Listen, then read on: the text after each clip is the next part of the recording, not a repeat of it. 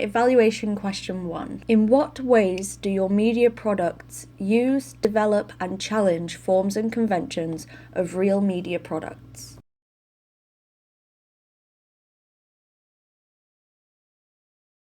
I'm just going to do a brief overview.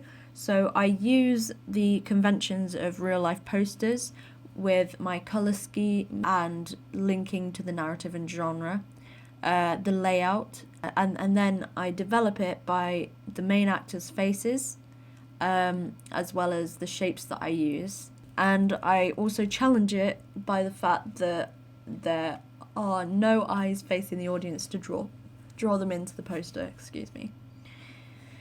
So let's start off with use. I use the forms and conventions of posters, of horror posters, in my poster, as I have sort of the colours of a general poster. Black is a really strong colour within there, sort of a dirty whitey grey, and like the orange and reds of the fire with the yellows and the burning and the browns, and it's really quite low-key lit as well, that sort of thing. You can see this in the Annabelle poster. You know, black is the main colour. We've got a bit of brown where her hair is. We've got red where she's bleeding from her eye socket. Her lips are also red.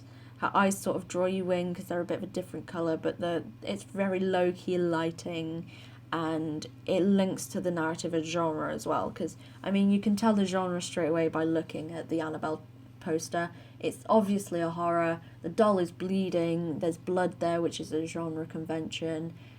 She's a doll. She looks a bit creepy, and there's a lot of black and red. The same goes for my poster. You can sort of tell a bit of the genre. You know that there's a bonfire involved. You know that someone's identity is being masked. And you know that these two characters maybe are sort of in conflict with one another, or even maybe are in an internal conflict inside both of their heads.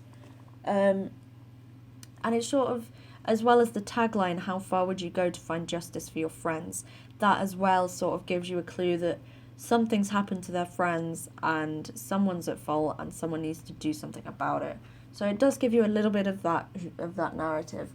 It also links to the genre, as I said, for the reasons with the colour scheme and things like that, as well as the font. I think is very horrific. It's sort of degraded and it's quite spiky, and it doesn't look particularly elegant or nice. So I think that really brings out the horror convention. You can also see this in the Excision trailer, poster, if I just search that.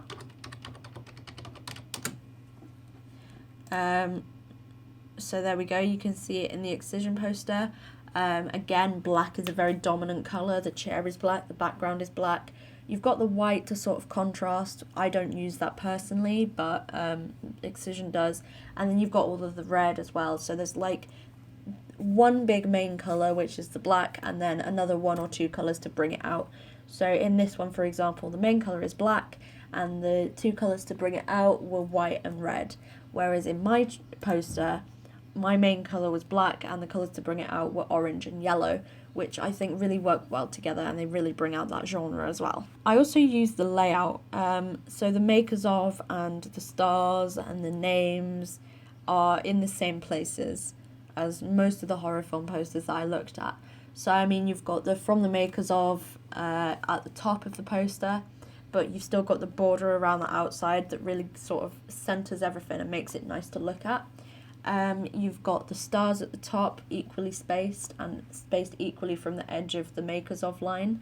You've got the schism, which is a big font at the bottom, which is where a lot of the hidden titles come from.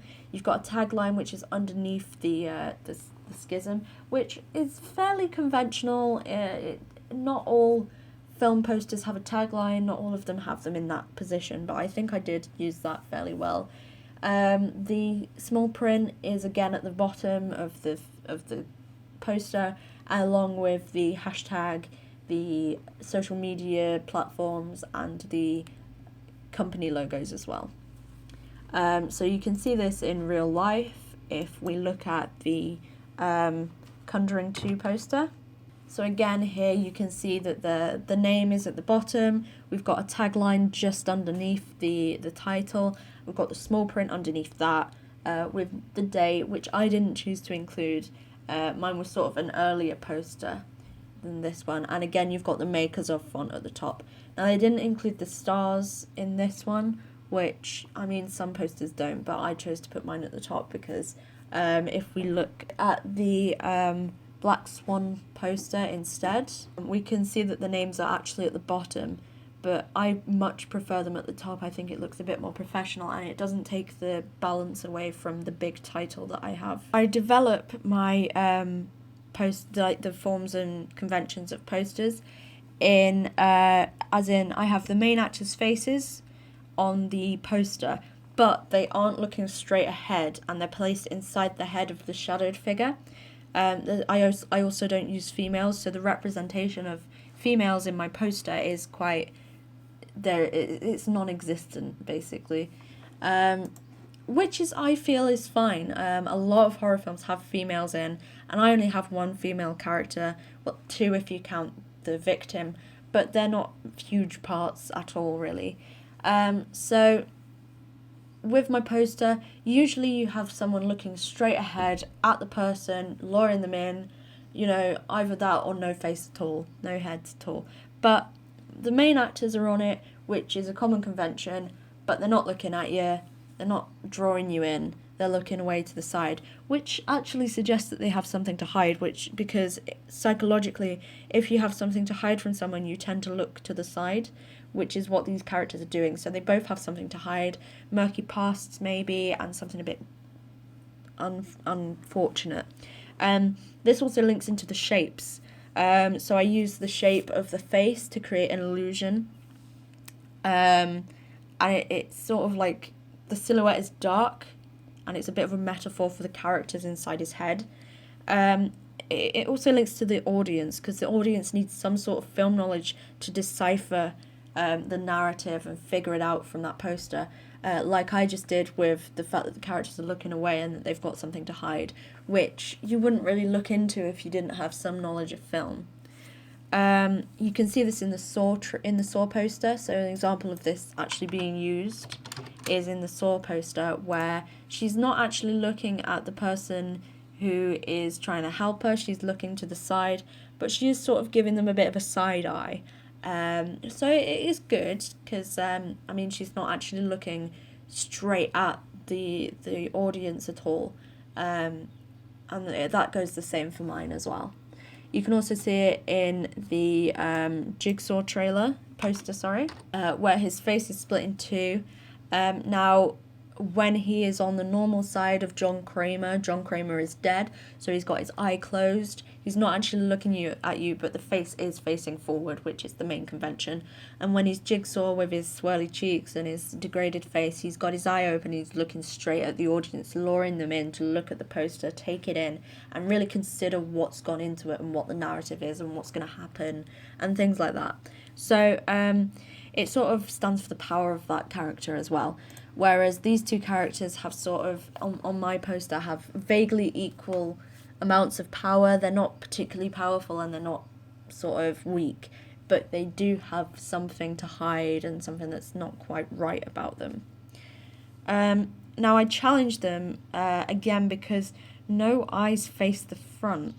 Again, I suppose it's a bit of a develop, but for me personally, I think it is a bit more of a challenge, because in the vast majority of posters, they really do look forward at the audience.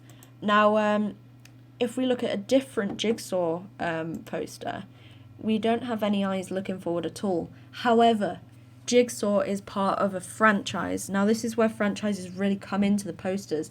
If we look at a couple of the other franchises, for example, Insidious: The Last Key, and we really have a look at that poster, again, no one's facing the front, it's just a hand with the keys. But again, that is because it is a franchise. It's the fourth installment in this franchise. We already know that there's demons, we already know who the main characters are, and we don't need to see it. So it can focus on telling us a bit more about the narrative rather than the characters, because it doesn't need to focus on that, because those characters have been built through the franchise and we don't really need to see them. Again, let's try Final Destination 5. So if we look at this again, we've not really got any faces. There's a skull, but it's got like poles coming out of it and everything like that. It's nothing really too shocking. Yeah, well, it is shocking. It's a skull with pipes in it, but they're not looking at the audience to draw them in. I suppose it is a face looking forward, but there's no eyes. All the eyes are blocked, so it's not really luring you in at all. And that is how I used forms and conventions of real media products in my poster. Evaluation question 1. In what ways do your media products use, develop, and challenge forms and conventions of real media products?